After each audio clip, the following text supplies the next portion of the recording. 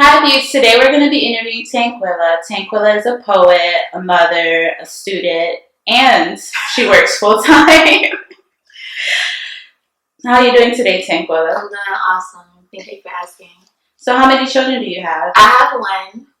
How old is he? He is 6, turning 7. And how old were you when you first had him? I had him when I was 18. Were you still in school? I was still in school. What was your initial reaction? I wanted to jump in front of a bus. Yeah, so I was pretty young. I was, very active in school. So when that happened, it was kind of like a lot of people looking at me like, oh, your life's over now. And that's how I felt too. What was his father's reaction? Were you guys together? Yes, we were together. The first thing that he told me is like, well, at the end of the day, I want my son to know he came out of love. And I'm like, look, I have a future. Forget love right now. So yeah, he was really supportive from the beginning. How did your family take news? They were devastated. Nobody in my family really ever went to college. And I was kind of like that one child that was going to be different and actually make it in life. So they were really upset. So what were some of the challenges you faced as a single mother still in school? Ooh,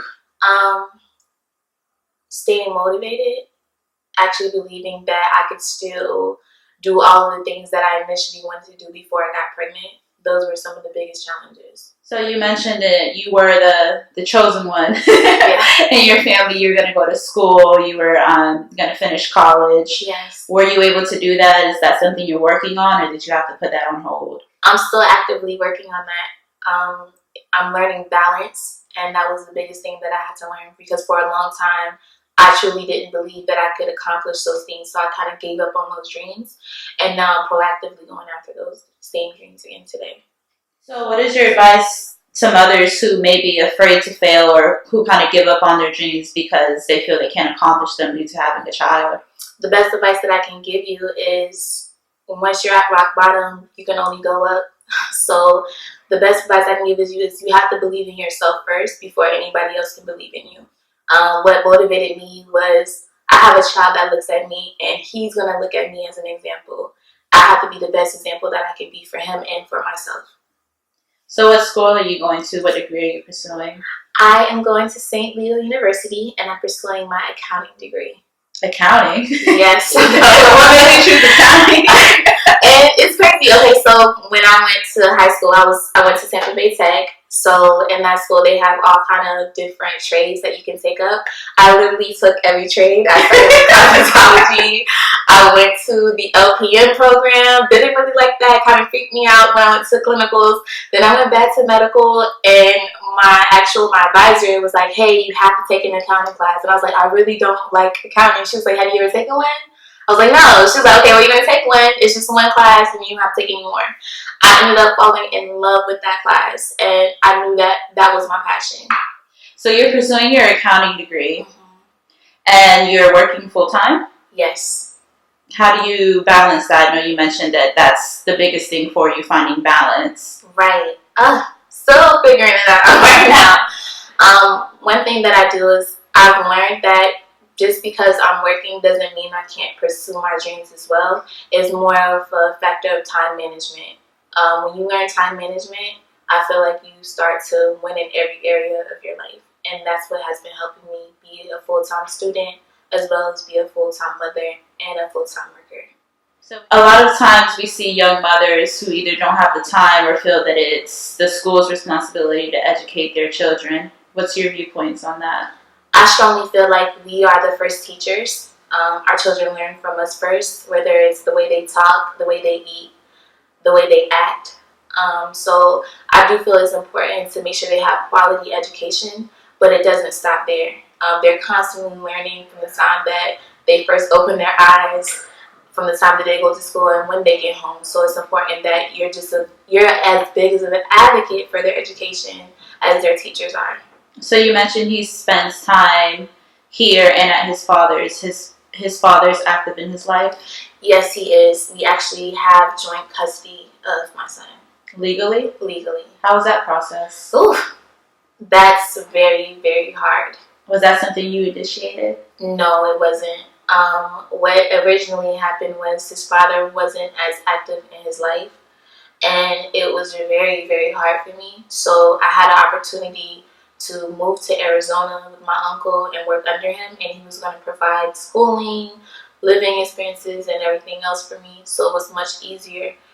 So when I initially got the offer, I told my uncle, you know what, let me talk to my son's father. Even though he's not that active in his life, I would never just pick up and go without talking to him first.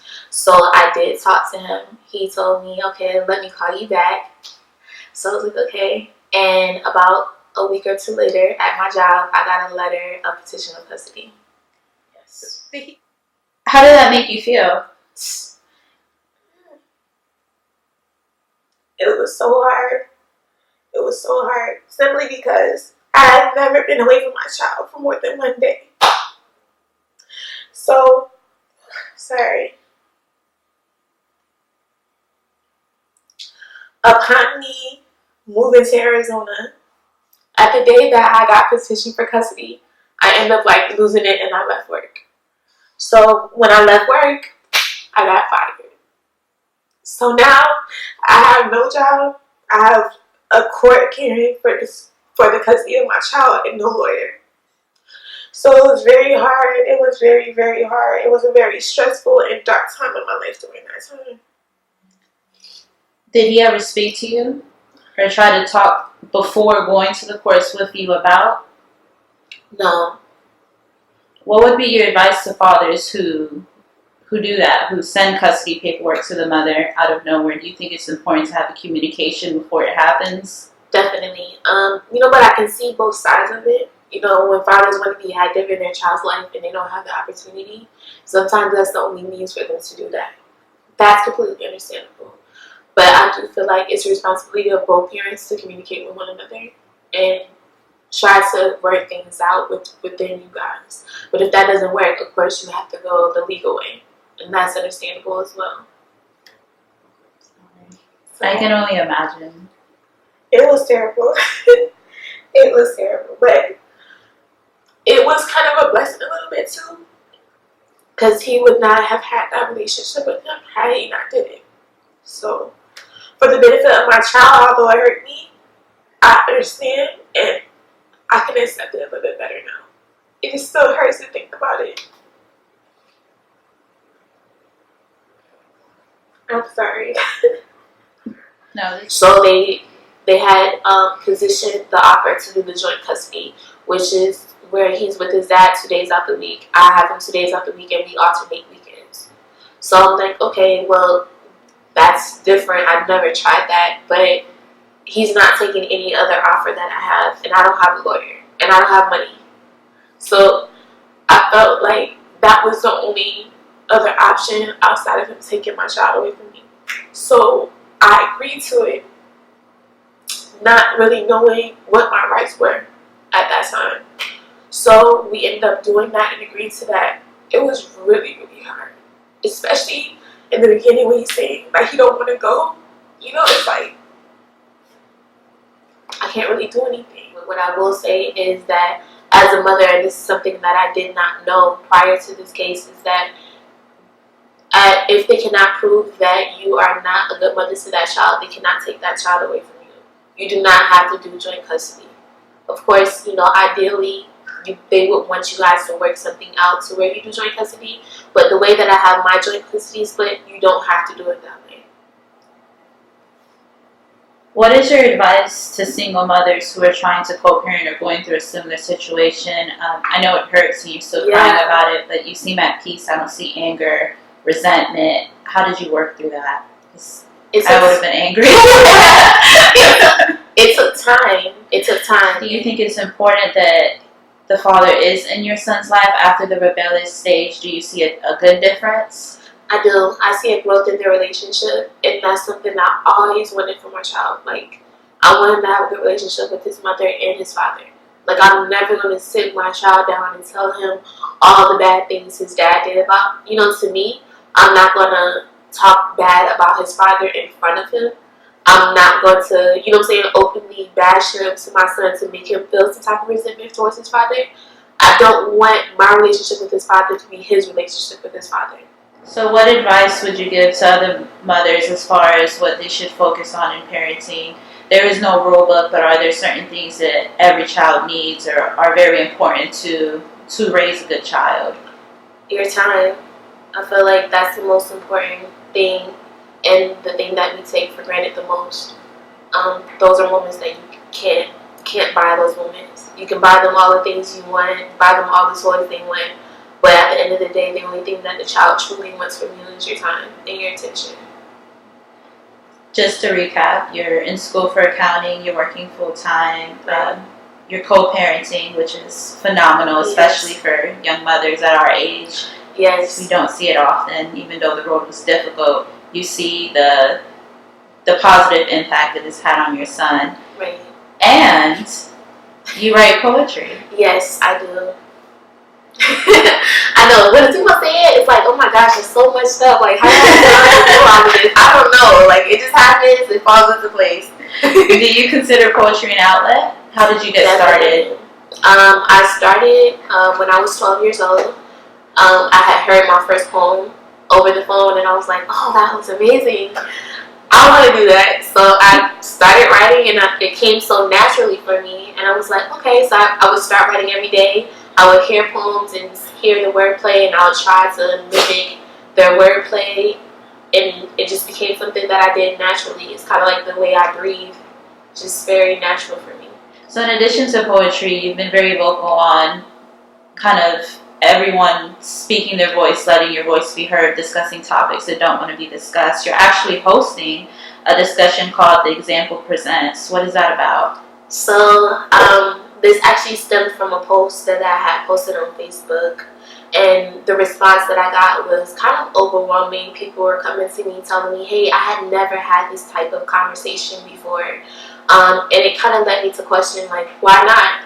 And it kind of made me want to kind of create a space, a safe space for people to come and have discussions that impact us every day, especially as young adults. Because I feel like there's a lot of support systems, not enough, but there's a lot of support systems for you when you're in high school. But it's kind of like a drop-off period right after that. It's kind of like you're just dropped off the cliff to like live on your own and do everything on your own and figure out everything else on your own. And I feel like that's a crucial time in our life that we really need to be having discussions about how we interact with one another and how we interact within our community. Okay, so the first discussion is on August 20th. And it's titled The Example Presents Can I Talk to You? So in this discussion, we kind of want to open it up so we can get people a little bit comfortable. We know that communication comes in stages. You have to first talk to the person and then you can start talking about deeper topics. So in this discussion, we want to talk about how people approach one another and how we interact. So this ranges from how we interact on social media, how social media has shaped the way we communicate with people we don't know and do know, catcalling, what are our standards for friendships, and also significant others that approach us, and when is the right time to do so. So if somebody wanted to join this discussion, is it free to the public? Is it a charge? How can they get information about the discussion? It is definitely free to the public. We definitely want all age groups between the ages of 21 and 35 to come out to participate in these discussions. And you can find out more information by adding me on Facebook. What's your Facebook name? My Facebook name is Tanquilla TQ Hallback. And I will be sending out invitations to those who show interest so that you are able to come to the location. What is your advice to single mothers who may not have a support system or may feel overwhelmed by all the negative stereotypes? Don't be afraid to reach out. Don't be afraid to speak out. One of the biggest things that I ran into when I was a single mother doing everything on my own, it was like I had a pride issue as far as asking for help. I didn't want to ask anybody to watch my child. This is my child. Y'all already feel like I'm too young to have it, so I definitely don't even ask you because I don't want you to put something else on me. And it's don't be afraid to ask for help. That took a long time for me to kind of do. And when I noticed that when I just started saying like, hey, I don't have it. I need help. That's when my life started to get a little bit better. And if you don't have anybody within your circle or immediately in your circle, there are definitely groups out there are people that you may not know. Hey, you can add me on Facebook. Like, reach out to me. You know, even if it's just being a listening ear, you need to talk to somebody. You need to have those relationships with people that can understand where you're coming from, so that you don't drown yourself in all of the things that are overcoming you. Do you feel that it's easy to find yourself drowning in the weight of being a single mother? Definitely. I have one child, but I know single mothers who have 2, 3 more children. You know, and it's heavy on your chest, especially when you're young. And there's, like I said in the beginning, there's things that you want to do when you're young, and you start to kind of like put all those things on your chest, and it can hurt you. So you need to make sure that you're constantly communicating with people. If there is something on your chest or your heart, or you feel depressed, or you have anxiety, or you feel overwhelmed, like mental illness is very serious and it's real, and you have to get those things out. You can't keep holding it in. So what hashtags or words of encouragement would you use to define being a single mother, or to encourage single mothers to not give up? Hashtag I am free. Hashtag I am more than what you think I am. Hashtag I'm better than you think I am. Hashtag I don't need you, but I want you. Well, I want to thank you, Tanquilla, for sitting with us. I think your story is phenomenal. It's raw. It's honest. Thank you. And I think that the biggest thing that single mothers need to take away from this is not to give up. Definitely. Life's going to throw daggers at you. They're going to pull the rug from under you. Definitely. And maybe the very people that you loved. But you can't give up and you can't let go. It's true. Like she said, find her on Facebook, Tanquilla. TQ Hallback. Yes. I would love for any mother that sees this to be part of the discussion. I will be there as well. Yes, come out. And it's open to women and men, so definitely come. Okay.